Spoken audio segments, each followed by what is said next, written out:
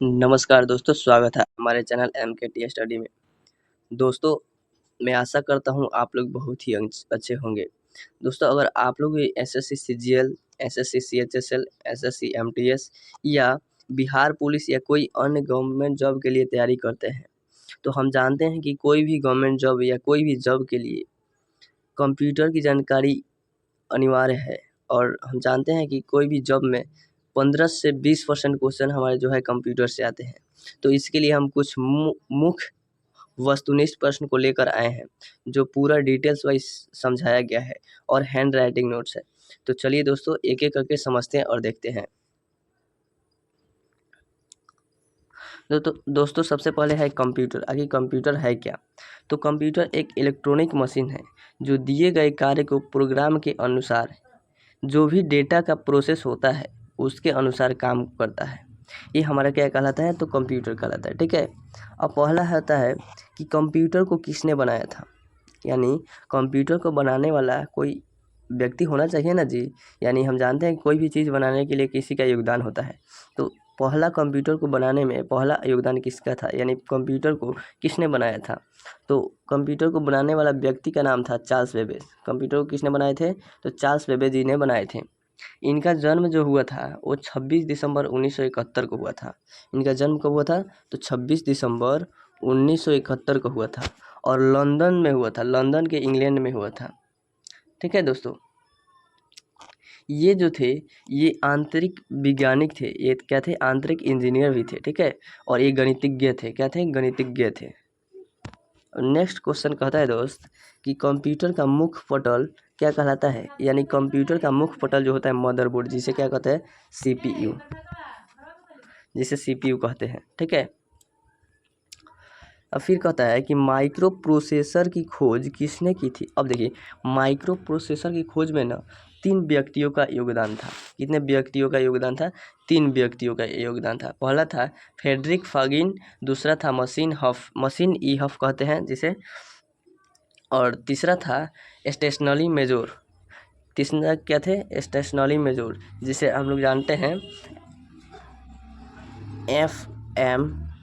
FMS के नाम से जानते हैं। इन तीनों को F से हो जाता है आपका फेडरिको फागिन, और M से हो जाता है मशीन ई हफ हो जाता है, और S से हो जाता है स्टेशनरी। ठीक है दोस्त, यानी 3 व्यक्तियों का योगदान था। तीनों में सबसे महत्वपूर्ण था वो मार्सिन और ई हफ के नाम से जाने जाते हैं। तीनों में सबसे महत्वपूर्ण योगदान किनका था? मार्सिन ई हफ का था। किस में? तो प्रोसेसर की खोज में। किसके में? तो प्रोसेसर की खोज में। ठीक है। अब चौथा कहता है कि पर्सनल कंप्यूटर के विकास का प्रयोग होता है IBM जो होता है इंटरनेशनल बिजनेस मशीन। क्या होता है? International business machine. क्या होता है? इंटरनेशनल बिजनेस मशीन होता है। ठीक है। और 5वां क्वेश्चन कहता है कि प्रथम पीढ़ी के कंप्यूटर का प्रयोग होने वाले प्रमुख इलेक्ट्रॉनिक भाग क्या कहलाता है, यानी सिलिकॉन। जो प्रथम कंप्यूटर में प्रयोग हुआ था ना, उस इलेक्ट्रॉनिक भाग को हम लोग कहते हैं सिलिकॉन। क्या कहते हैं भाई? तो सिलिकॉन कहते हैं। ठीक है। फिर कहता है कि भारत में सुपर कंप्यूटर के जनक कौन है, यानी कि भारत में जो है सुपर कंप्यूटर के जनक कौन है? तो विजय पांडुरंग भाटकर जी हैं। कौन है? तो भारत में सुपर कंप्यूटर के जनक विजय पांडुरंग भाटकर जी है। ठीक है। फिर कहता है कि जब एक कंप्यूटर में 2 प्रोसेसर लगाए जाते हैं तो उसे क्या कहते हैं? यानी मान लीजिए कि एक कंप्यूटर में जब 2 प्रोसेसर लगाए जाते हैं तो उसे भी कुछ कहा जाता होगा, तो उसे क्या कहते हैं? तो कहता है पैरेलल प्रोसेसिंग कहते हैं। क्या कहते हैं? पैरेलल प्रोसेसिंग कहते हैं। ठीक है। अब आता है आपका फोर्ट्रेंट, यानी 8वां नंबर क्वेश्चन कहता है कि कंप्यूटर में फोर्ट्रेंट का अर्थ क्या होता है, जिसे फार्मूला ट्रांसलेशन कहते हैं। तो फोर्ट्रेंट जो होता है ना, वो आपका कंप्यूटर का एक भाषा होता है। क्या होता है? कंप्यूटर का एक भाषा होता है। ठीक है। तो फोर्ट्रेंट क्या है? तो कंप्यूटर का एक भाषा होता है जिसका अर्थ फार्मूला ट्रांसलेशन होता है। जिसका अर्थ क्या होता है? Formula translation. फिर कहता है 9 नंबर क्वेश्चन कि भारत में पहला सुपर कंप्यूटर कौन था? भारत में जो सुपर कंप्यूटर बनाया गया था, तो पहला सुपर कंप्यूटर कौन सा था? तो आपका पारमा 800 था।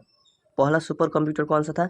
पारमा 800 था। और अब फिर कहता है 10 नंबर क्वेश्चन कहता है पारमा सुपर कंप्यूटर किस पीढ़ी के कंप्यूटर है?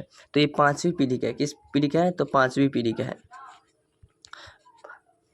परमा जो 8,000 कंप्यूटर है ना, वो किस पीढ़ी के है? तो 5वीं पीढ़ी के है।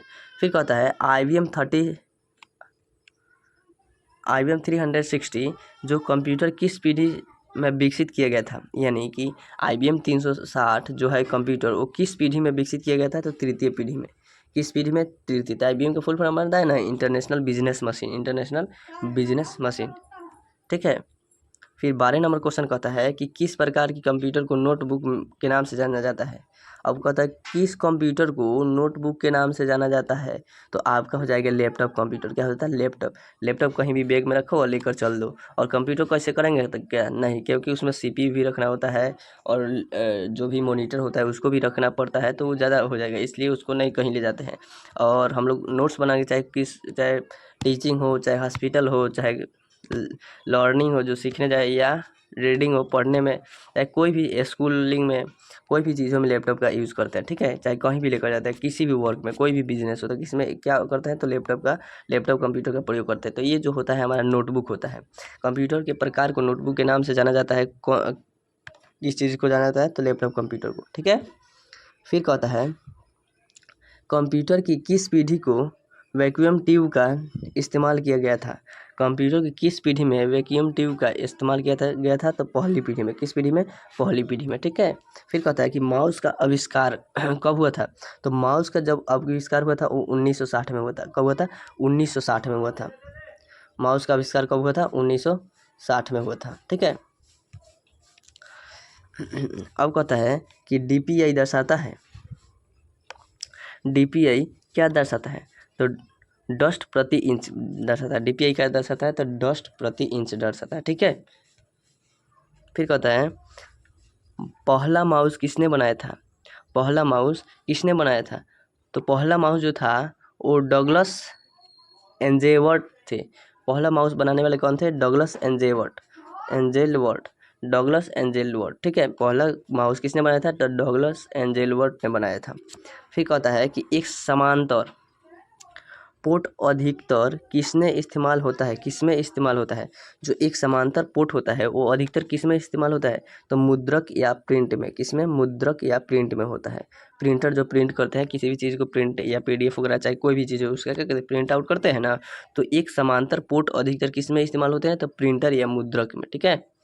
फिर कहता है कि टेक बॉल किसका उदाहरण है? टेक बॉल किसका? तो पॉइंटर या डिवाइस का होता है।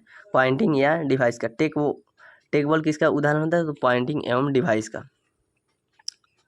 फिर कहता है कि माउस के दो मानक बटनों के बीच स्थित व्हील का प्रयोग क्यों किया जाता है? अब देखिए, माउस के बीच में एक होता है ना, ऐसे गोलाकार होता है, जो ऐसे ऐसे ऐसे ऐसे होता है, वो ऐसे ऐसे नचाया जाता है। तो उसको स्क्रॉल करने के लिए, किसके लिए? स्क्रॉल यानी ऊपर नीचे, पेज को स्क्रॉल यानी ऊपर नीचे करने के लिए वो दोनों माउस के दोनों बटन के बीच में जो होता है मानक, उसको स्क्रॉल के प्रयोग के लिए बनाया जाता है, प्रयोग के लिए किया जाता है। ठीक है।